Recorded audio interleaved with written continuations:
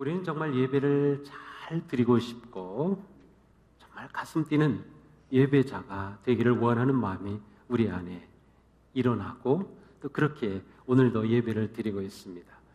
우리는 사도 요한의 말씀을 통해서 하나님께서 찾으시는 사람은 예배하는 사람, 영과 진리로 예배하는 사람을 찾으신다고 하신 말씀을 잘 알고 있어요.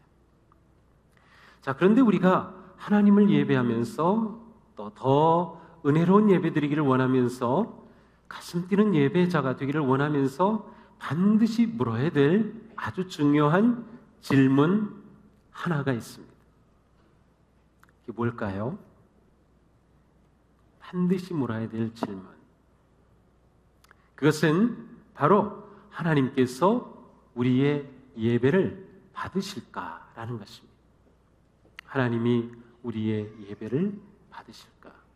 왜냐하면 아무리 우리가 즐겁고 행복하게 가슴 뛰는 예배를 드린다 하더라도 하나님께서 안 받으신다면, 하나님께서 기뻐하지 않으신다면 그 예배는 다 아무런 의미가 없기 때문이에요. 하나님이 기뻐 받으시는 예배이어야 우리의 예배가 진정한 예배가 되기 때문이죠.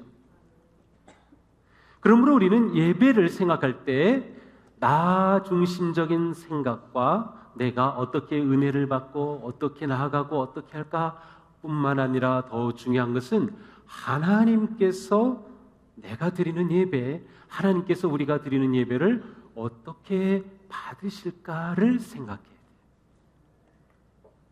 그러려면 하나님께서 원하시는 예배가 무엇인지 우리가 잘 알아야 합니다.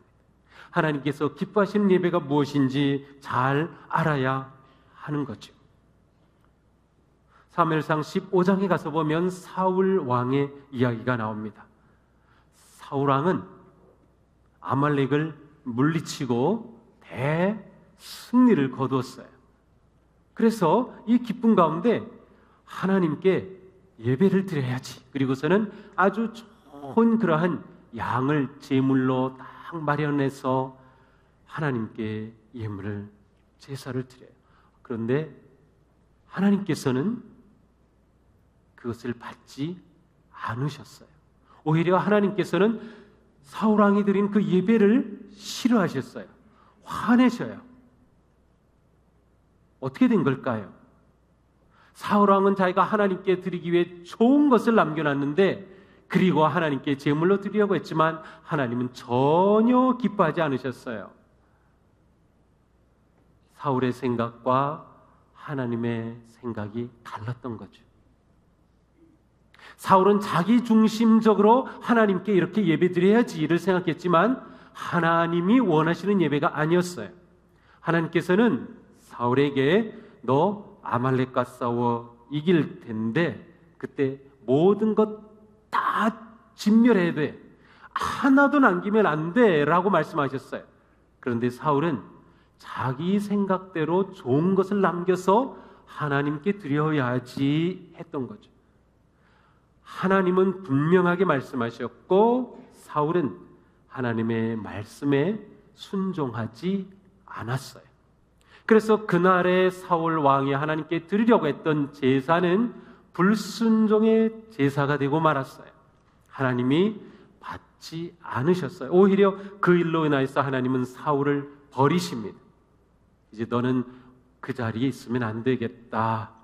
그리고 다윗을 왕으로 세우시게 되죠.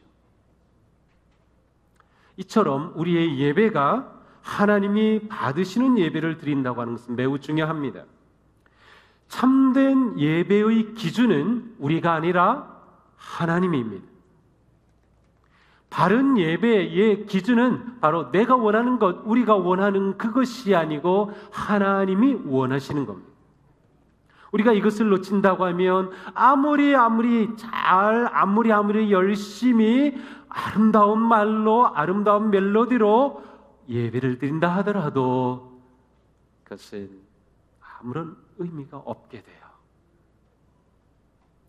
그러므로 우리는 하나님이 받으시는 예배, 하나님이 기뻐하시는 예배, 바로 이러한 마음으로 어떻게 그런 예배를 드릴까를 깊이 생각해 봐야 합니다. 저는 하나님이 기뻐하시는 예배를 드리기 위해서 우리에게 필요한 것들이 있는데 많은 것 가운데 한 가지를 말씀드리려고 합니다. 그것은 바로 우리에게서 담을 헐고 경계를 없애는 것으로부터 시작하는 거예요. 경계를 없애고 담을 허는 것입니다. 이게 도대체 무슨 뜻일까?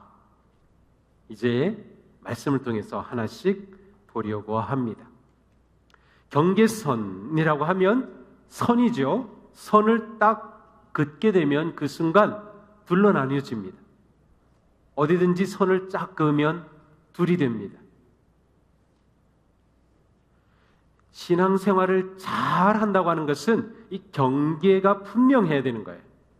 우리에게 이 경계선이 되는 것은 하나님의 말씀입니다. 하나님의 말씀이 모든 것의 경계가 돼요. 그래서 말씀이 중심이 되어서 선한 것과 악한 것이 결정이 됩니다. 말씀을 중심으로 진리와 거짓이 결정이 됩니다. 말씀을 중심으로 생명과 죽음이 결정이 돼요. 이 말씀은 또한 우리에게 예수 그리스도이시죠. 예수 그리스도를 중심으로 천국과 지옥이 결정됩니다. 예수 그리스도로 인하여서 우리가 행복할지 아니면 우리의 영이 불행할지가 결정이 됩니다. 우리는 이것을 잘 구별하고 우리 삶에 잘 적용할 수 있어야 돼요. 바르게 적용을 해야 돼요. 우리 삶에는 분명한 경계가 필요합니다. 이게 허물어지면 안 됩니다. 주일 11시 30분은 3부 예배 시간, 우리에게는 이 시간의 경계가 분명해야 됩니다. 이게 왔다 갔다 하면 안 됩니다. 신앙생활은 말씀과 예수 그리스도 중심의 경계로 나누어집니다. 이것은 마치 문과도 같아요. 문이 있으면 두 공간이 나누어지죠. 자, 그런데 선과 문은 구분하기도 하지만 둘이 만나는 접촉점이기도 해요. 굉장히 중요합니다. 요한복음에서 예수님은 나는 문이다 라고 말씀하셨어요. 그 문이신 예수님은 생명과 죽음을 나누기도 하지만 예수 그리스도를 통하여 영원한 생명의 길로 들어갈 수 있어요. 예수 그리스도를 통하여 천국의 길을 걸을 수 있어요. 예수 그리스도를 통하여 참된 행복의 삶을 살 수가 있어요. 선과 문은 구분하면서도 동시에 만나는 그러한 중요한 역할을 하고 있습니다. 자, 우리가 하나님이 기뻐하신 예배를 드린다고 할 때 그 예배는 우리가 드리는 이 예배로 딱 끝나는 예배가 아닙니다. 참된 예배는 그 예배의 열매가 계속해서 맺어집니다. 우리는 이 시간 예배를 드릴 때 하나님께 아름다운 예배의 열매를 드리죠. 찬양의 열매, 기도의 열매, 감사의 열매, 헌신의 열매, 우리 삶을 하나님께 드리며 아름다운 열매로 하나님께 제사의 제물을 드립니다. 그러나 이 열매는 이것이 끝이 아닙니다. 우리가 예배를 드리고 난 후 살아가는 우리의 삶의 자리에서 예배의 열매는 계속해서 맺어져야 돼요. 그것이 참된 예배고 그 참된 예배에는 반드시 삶의 열매가 있게 마련입니다. 예수님께서는 마태복음 5장 14절에서 너희는 세상의 빛이라고 말씀하셨어요. 어디의 빛이에요? 세상의 빛이다. 굉장히 중요한 말씀입니다. 우리가 빛으로 살아가야 할 환경은 세상입니다. 물론 당연히 이곳에서도 우리는 빛으로 하나님 앞에 예배하고 소금과 같은 존재로 살아갑니다. 우리는 믿음의 공동체 안에서 빛이며 소금으로 살아갑니다. 그러나 예수님은 그것이 끝이 아니라는 거예요. 세상에서 빛이 되어야 한다고 말씀하셨어요. 사도 바울은 이와 같은 말씀을 다른 표현을 사용하는데 구원을 완성하는 삶, 구원을 이루는 삶이라고 표현하고 있습니다. 빌립보서 2장 12절의 말씀이에요. 같이 한번 읽어봅니다. 그러므로 사랑하는 여러분, 더욱 순종하여 두렵고 떨리는 마음으로 자기의 구원을 이루어 나아가십시오. 자, 우리는 예수 그리스도 안에서 믿음으로 구원을 얻었어요. 그런데 이것이 끝이 아니고 시작일 뿐입니다. 우리는 이 구원을 완성해 가야 합니다. 이 구원을 완성해 가는 것이 무엇인가요? 세상의 빛이 되는 거예요. 우리가 세상의 빛으로 살아가는 삶을 통해 구원을 이루어가는 것입니다. 그러므로 내가 행위로 구원을 받냐, 믿음으로 구원을 받냐라는 물음은 잘못된 물음이에요. 왜냐하면 우리는 믿음으로 구원받지만 행위로 구원을 이루어가기 때문에 둘은 나눌 수가 없는 거예요. 예배가 마찬가지. 우리는 이 자리에서 예배하지만 이 예배는 딱 이것으로 끝나는 것이 아니라 계속해서 우리의 삶 가운데 이어져야 하는 것이죠. 우리는 믿음의 삶이 하나님께서 우리를 부르시는 그 부르심에 순종하는 구원을 이루어가는 삶으로 나아가야함을 알 수 있습니다. 사도 바울은 이렇게 구원을 완성해가는 삶을 가리켜 화해의 삶이라는 표현을 사용하고 있어요. 우리가 이렇게 구원을 완성해가는 삶은 우리가 이 세상에서 화해자로 살아간다는 거죠. 바로 고린도후서 5장 18절의 말씀이에요. 같이 읽어보겠습니다. 하나님께서는 그리스도를 내세우셔서 우리를 자기와 화해하게 하시고 또 우리에게 화해의 직분을 맡겨주셨습니다. 우리에게 주신 사명은 화해의 직분입니다. 예수 그리스도를 통하여 우리는 하나님과 화해했어요. 죄로 인하여 하나님과 멀어지고 어긋난 우리가 예수 그리스도의 십자가로 하나님과 화해가 되었어요. 그래서 우리는 하나님의 자녀가 되었지요. 천국 백성이 되었습니다. 그런데 그것으로 끝이 아니라 이제는 우리의 삶의 자리에서 화해의 직분을 맡기고 그것을 이루어가라는 거예요.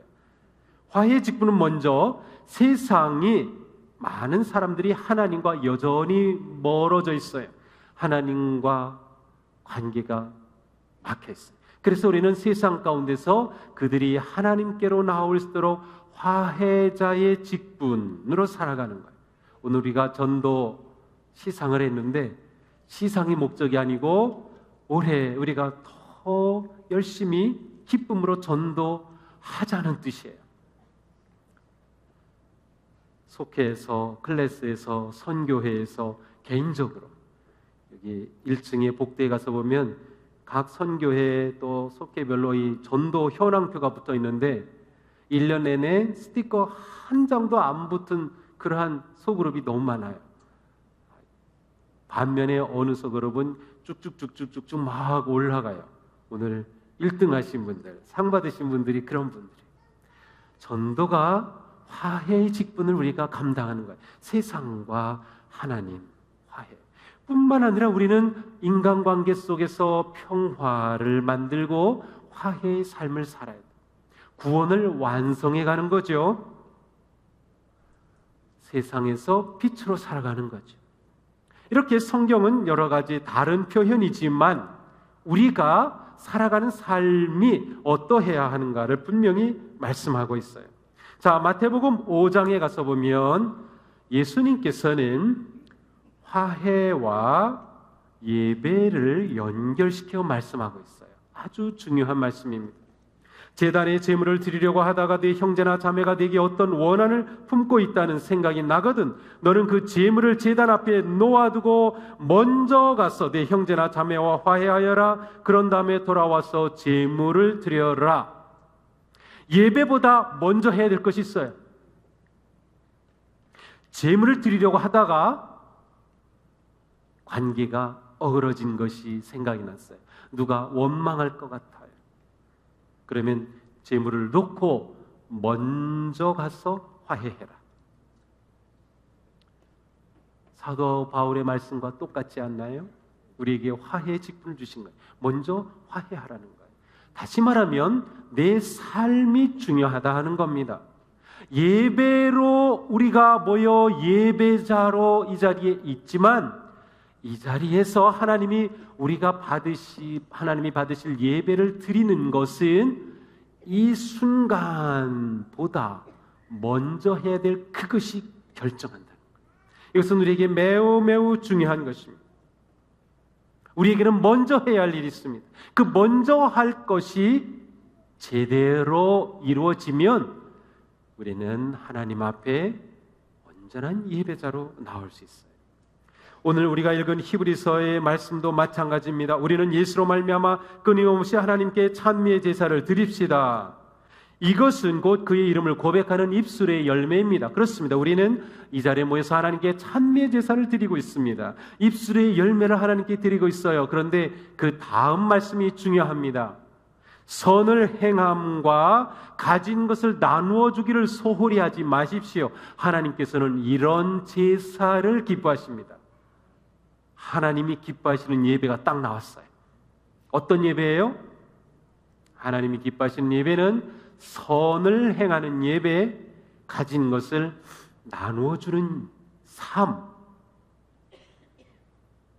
바로 세상의 빛된 삶, 구원을 이루어가는 삶, 화해자로 살아가는 그 삶, 세상의 삶이 우리의 예배와 완전히 하나로 연결되어 있음을 알 수 있습니다.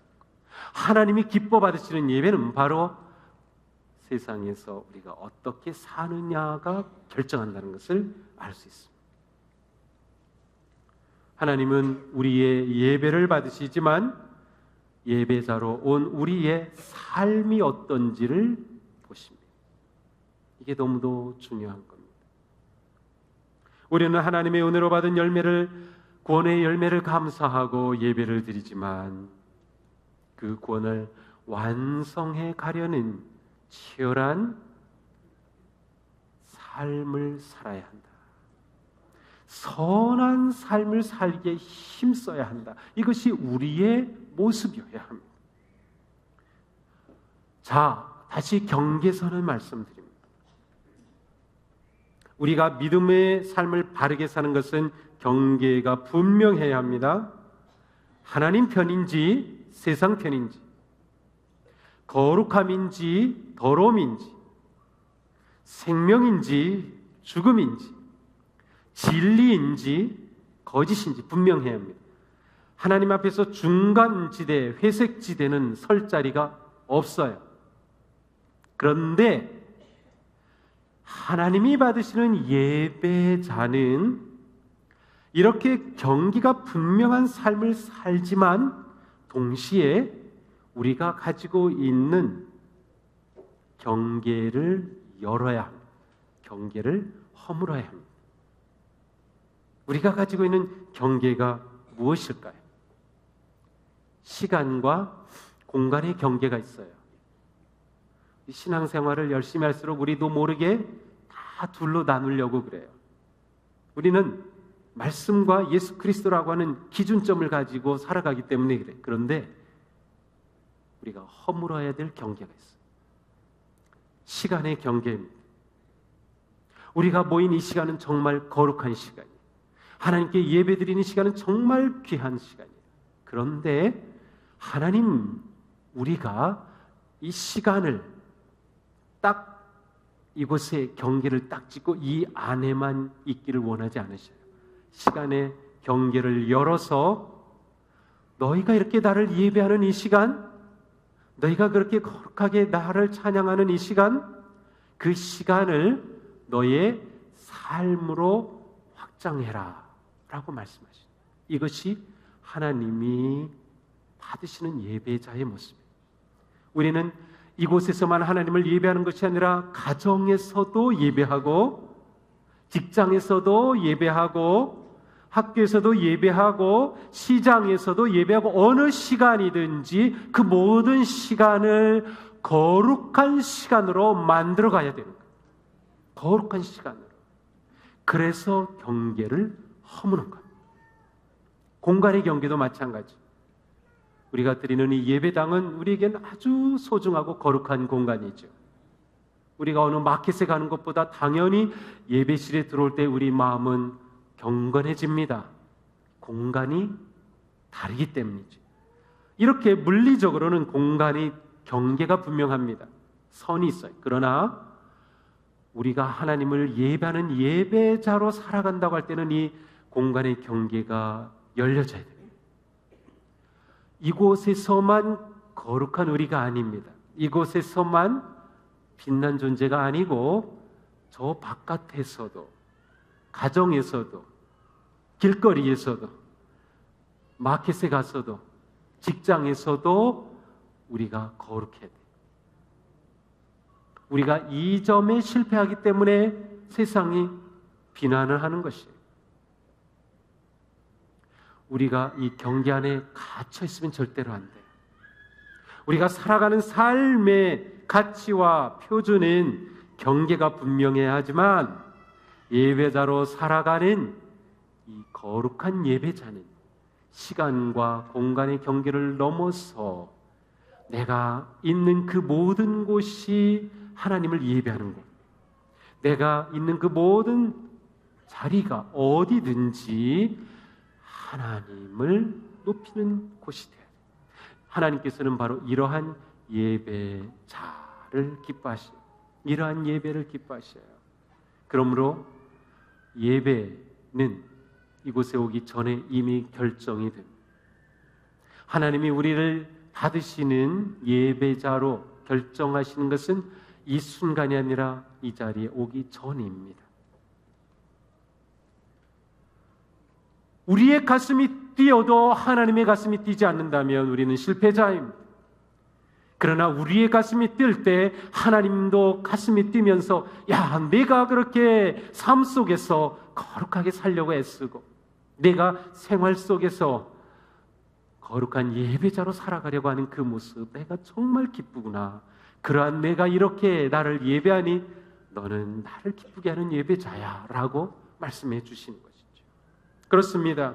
우리는 분명하게 경계를 지켜야 할 부분이 있지만 우리는 또한 열어서 나아가야 할 영역이 분명하게 있음을 알 수 있습니다. 호세아서 6장 6절에 말씀합니다. 내가 바라는 것은 변함없는 사랑이지 제사가 아니다. 불살라 바치는 제사보다는 너희가 나 하나님 알기를 더 바란다. 하나님을 알아야 하나님이 기뻐하시는 예배자가 돼. 우리는 이 시간 말씀을 통해서 알게 되었어요. 어떤 하나님? 우리가 예배자가 되기를 원하시는데 하나님이 기뻐하시는 예배자는 이 시간, 공간에 제한되지 않고 모든 시간과 모든 삶을 그렇게 예배자로 살아가는 그 예배자를 원하시는구나. 이러한 삶을 가리켜서 아모스 선지자는 또 다른 표현을 사용합니다. 정의로운 삶이라는 표현을 사용합니다. 아모스 5장 21절에서 24절에 이같이 말씀합니다. 나는 너희가 벌이는 절기와 행사들이 싫다. 너희가 그렇게 모여서 절기를 지키고 예배하고 행사하는 거 싫어. 역겹다. 너희가 예배로 모여도 나는 도무지 기쁘지 않다. 너희가 나에게 번제물 곡식제물을 바쳐도 그 제물 나 받지 않겠다. 너희가 화목제로 바친 살찐 짐승도 거들떠보지 않겠다. 너희 시끄러운 노랫소리 내 앞에서 집어치워라. 너희 검은 곳소리 다 듣지 않겠다 라고 말씀하시고 이렇게 말씀합니다. 너희는 다만 공의가 물처럼 흐르게 하고 정의가 마르지 않는 강처럼 흐르게 하여라. 하나님은 우리의 예배를 보셔요. 그래서 그 예배를 보시면서 하나님이 기뻐하시는 예배인지 아닌지 말씀해 주셨어요. 이스라엘 백성들이 하나님 앞에 아주 거룩하게 형식을 갖춰서 좋은 제물로 예배를 드린다고 하는데 하나님께서는 다 싫다고 하셔요. 역겹다고 하셔요. 기쁘지 않다고 하셔요. 안 받겠다고 하셔요. 집어치우라고 하셔요. 왜? 그들의 삶이 정의롭지 않았기 때문에. 하나님이 기뻐하시는 예배는 삶이 정의로운 성도의 예배입니다. 정의로운 삶, 이것이 우리가 하나님이 받으실 예배자가 되는 중요한 길입니다. 정의로운 삶. 내가 어떻게 정의로운 삶을 살 수 있을까요? 정의로운 삶을 사는 사람은 언제나 회개의 삶을 삽니다. 어느 누구도 온전하지 않아요. 어느 누구도 죄로부터 자유하지 못해요. 우리 모두는 다 불의 가운데 있어요. 끊임없이 회개할 때 그 사람은 정의로운 삶을 살 수 있습니다. 회개하지 않고서 정의로운 삶은 불가능합니다. 다윗은 시편 11편 7절에서 말씀했어요. 주님은 의로우셔서 정의로운 일을 사랑하는 분이시 정직한 사람은 그의 얼굴을 뵙게 될 것이다. 누가 하나님의 얼굴을 볼 수 있어요? 정직한 사람, 정의로운 삶을 사는 사람. 우리가 예배를 드린다는 것은 하나님의 얼굴을 뵙는 것과 같아요. 그런데 하나님의 얼굴을 가리고 보여주지 않으시면 우리의 예배는 아무것도 아니에요. 하나님이 우리에게 얼굴을 보여주시는 예배는 우리가 정의롭게 살 때 하나님은 우리의 그 삶을 제물로 받으시는 거예요. 그것이 산 제물이에요. 그러므로 회개는 우리에게 너무도 중요한 믿음의 행위입니다. 회개는 부끄러운 일이 아닙니다. 회개는 더 깊어야 하고 더 진실해야 하고 더 우리가 붙잡아야 할 믿음의 훈련입니다. 끊임없는 회개, 이것이 우리를 정의롭게 합니다. 뿐만 아니라 우리는 하나님의 말씀에 순종하는 겁니다. 오늘 우리에게 주신 이 말씀 붙잡고 한 주 살아가는 거죠. 하나님, 제 삶이 정의롭다고 하셨는데, 정직해야 한다고 하셨는데 한 주가 제가 그렇게 살겠습니다. 말씀에 순종하고자 하는 결단입니다. 어떤 우리가 하나님의 영광을 목적으로 살 때입니다. 모든 죄와 불의는 자기 중심에서 오는 거예요. 내가 중심이 되고 내 탐욕과 내 이익과 내 이름과 나밖에 모르는 곳이 바로 죄덩어리입니다. 하나님의 영광을 위해 살아야지 하는 마음을 가질수록 우리는 정의로운 삶을 살게 돼요. 성경에 나오는 가장 위대한 예배자 다윗 왕, 하나님은 그를 너무도 좋아하셨어요. 내 마음에 꼭 맞는 사람이라고까지 말씀해요. 그러한 다윗 어떤 사람이었어요? 살인자였어요. 간음하였어요. 그는 죄 가운데 계속 빠졌어요. 그러나 다윗이 하나님이 기뻐하실 예배자가 된 것은 그의 삶이 정의로운 길을 선택했기 때문입니다. 그는 계속 회개하는 삶을 살았어요. 그는 계속해서 하나님 말씀에 순종하기를 원했어요. 그 길을 선택해요. 그래서 계속 하나님의 뜻을 묻잖아요. 하나님의 뜻, 왜냐하면 순종하려고. 그리고 그는 무엇을 하든지 하나님이 기뻐하시는 하나님의 영광을 위해 살았어요. 그가 완전하지 않았지만 그는 회개하고 말씀에 순종하려 하고 하나님의 영광을 위해 살았을 때 가장 거룩한 예배자가 되었던 것처럼 우리 모두는 다윗과 같은 예배자가 될 수 있습니다. 아니, 다윗보다 더 하나님을 기쁘시게 할 예배자가 될 수 있어요. 우리도 회개할 수 있고 우리도 말씀에 순종할 수 있고 우리도 끊임없이 하나님의 영광을 위해 살 수 있기 때문에 우리가 결단하기에 달렸습니다. 그리고 하나님은 우리를 도와주셔요. 성령님이 우리 곁에 계신 이유입니다. 우리의 삶이 정의로운 것이 하나님이 기뻐 받으시는 예배자가 되는 길입니다. 자, 그러므로 이렇게 말할 수 있어요. 정의로운 삶에 승리하면 예배에 승리합니다. 예배에서 승리하면 정의로운 삶에 승리합니다. 그렇습니다. 우리 같이 한번 고백하는 마음으로 크게 외쳐보겠습니다. 정의로운 삶에 승리하면 예배에 승리합니다. 예배에서 승리하면 정의로운 삶에 승리합니다. 그렇습니다. 우리가 이와 같은 정말 거룩하고 아름다운 복된 성도 다 되기를 주님의 이름으로 축복합니다. 이 시간 우리 다 같이 함께 기도하겠습니다. 이 시간에 우리가 하나님께 우리의 마음을